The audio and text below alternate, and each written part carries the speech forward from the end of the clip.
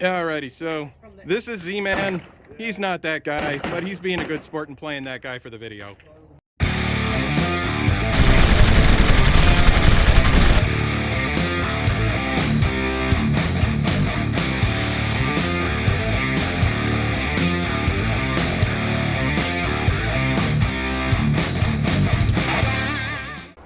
Hello everybody, welcome back to First Friday 5s here on Go Big Boy or Go Home, where recoil is required. Why? Because we're the house of the rising gun. This month, we're going over something I've been wanting to talk about for a little while, and it's the top 5 ways you're being that guy at the range. Let's be honest guys, we all know who that guy is. Don't be that guy, seriously. Here's 5 ways to avoid it. What we're going to go over is ways that you're making the trip for everybody at the range a little harder, a little less pleasant, and quite frankly, quite annoying. So without further ado, let's talk about 5 different ways you're being that guy at the range so you can avoid being that guy. Number 5, not being appropriately dressed at the range. Now I know what you're going to ask me. Sean, what do you mean by appropriately dressed? Is there a dress code? Do I need a hat and tie? No, I'm talking about some simple things like this. There's going to be brass flying at the range if you're shooting a semi-automatic. And if you've ever been at the range and had a shirt dive, you know exactly why you don't want to wear a shirt like this. Because when that brass goes down your shirt, you start doing that dance. And you've got your pistol in your hand if you didn't put it down, and now you're making people dangerous. You might get kicked off the range. And you also have burns on your chest. And if you're a lady, I don't think burns on the cleavage looks too good. And it probably feels even worse. So that's one of those main things. There's one other one. And as you can see here, illustrated by my friend Z-Man. Z-Man here, as you can see, is wearing sandals at the range. Now again, you might say to me, what's the big deal there? Well, when that brass we were talking about falls, you see stuff like this.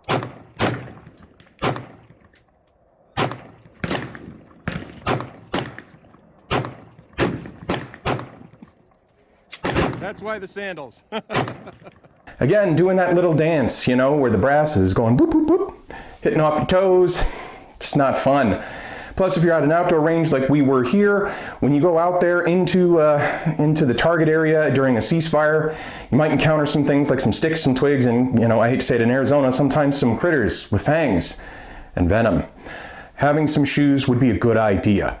So for that reason, you always want to make sure that you're appropriately dressed so you're not dancing around brass, dealing with it going down your shirt, or goodness gracious, maybe having to deal with anything that's got teeth. Number 4, not using a brass catcher or brass screen when you really should. When you go to an indoor range, you're usually in a stall that has a bit of a wall there that will prevent most brass from hitting your neighbor. But when you're at an open range, that just doesn't happen. And if you're going to be one of those people who's got something that spits out brass at a high speed, spits it out directly to the right, or is going to spit it very far, use a brass screen. Now, I'll be honest in saying there's just something we have to live with. You're going to get some brass going. It happens to me every time I go to the range, and it's usually no big deal. But when I'm sitting there trying to shoot and I get pelted by round after round after round of brass, it can get really annoying.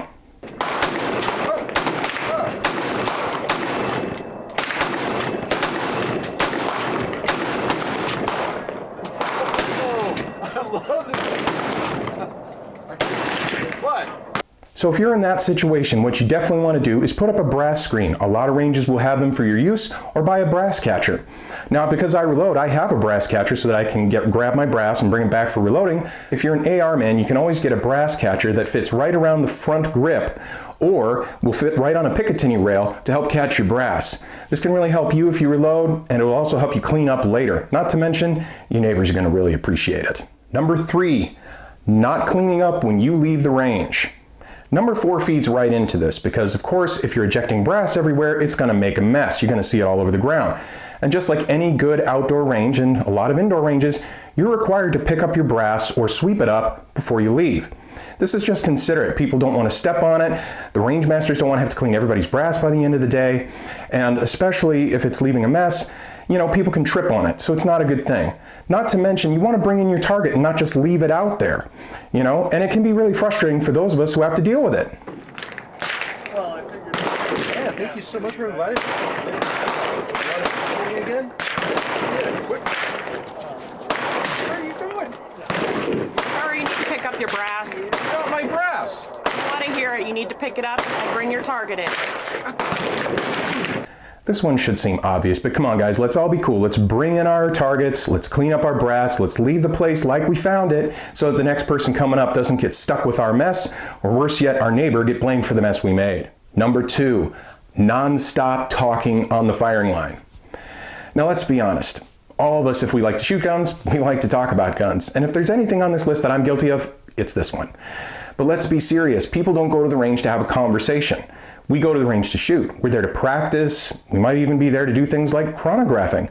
And it gets a little annoying when you're trying to shoot and someone comes up and starts talking and this happens. Hey, is that a P320? Yeah, it is. Hey, I have one of those. Let me tell you all about it. Many unbearable hours later. Yeah, that was the best thing I've ever seen. It handled so incredibly well. Let me tell you about another one.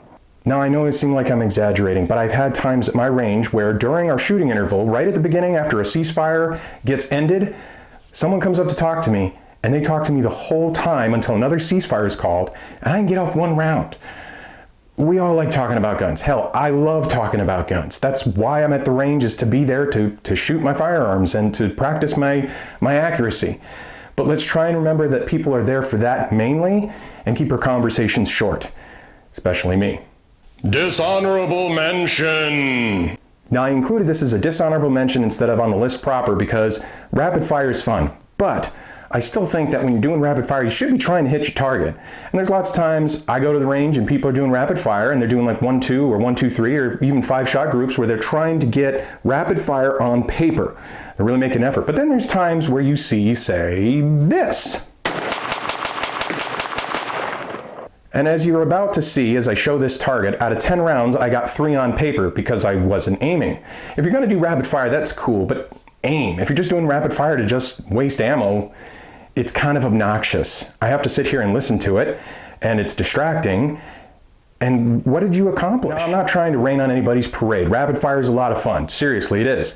But like with this rapid fire, I'll be honest, it was kind of wasted. So when you're gonna do rapid fire, it's just my opinion that you should make it count. Try and get it on target because getting rapid fire on target, that's cool.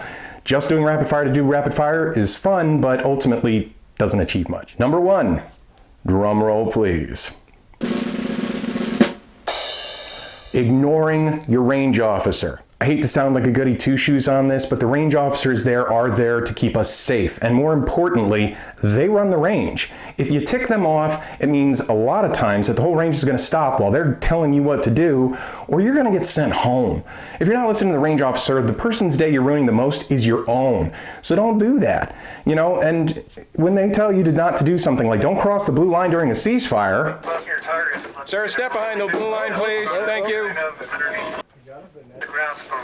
Sir, please step behind the blue line.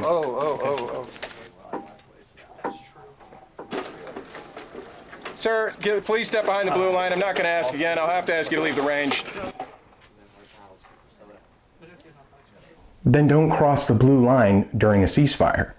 It's just a matter of the quicker you obey the rules, the quicker we all get back to shooting.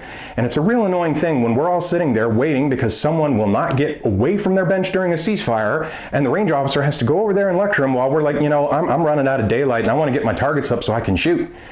Serious, it's not cool to the other people at the range and you may get sent home. And for the love of God, if they call a ceasefire, don't you dare pull the trigger. When ceasefire is called, that's exactly what it means, cease fire. This is the quickest way to get yourself ejected from the range. And if you do, we're not going to feel sorry for you. Everyone else on the range is going to give you a look like this. Seriously, for safety's sake and for your own enjoyment's sake, listen to the range officer. Just remember, it's their range and their rules have to apply. We may not like them. We may not agree with them, but it's their range. We follow their rules, we get to have fun shooting, and we all go home having a good day with no one hurt. Let's just respect the range officer's wishes and move on. Remember, if you don't like them, you can always talk to someone after you're done shooting. It's not a problem if you want to say, you know, I don't think this rule makes sense. But let's all shoot and have fun and stay safe. Thanks for watching, guys, and I hope you enjoyed the list. What are your experiences with that guy at the range? Are you that guy? Do you know that guy? Share your experiences in the comments section below and share your thoughts about the list. Did we miss some? Do we have some on the list you don't agree with? Are there some that you'd like to share with us that we didn't think of? Would you change the order? Let us know. If you enjoyed the video, please click like and subscribe as it really helps us out here on YouTube. And if you didn't enjoy it, thank you so much for watching this far. We really do appreciate you giving us a chance. And as always, don't be that guy and go big bore or go home.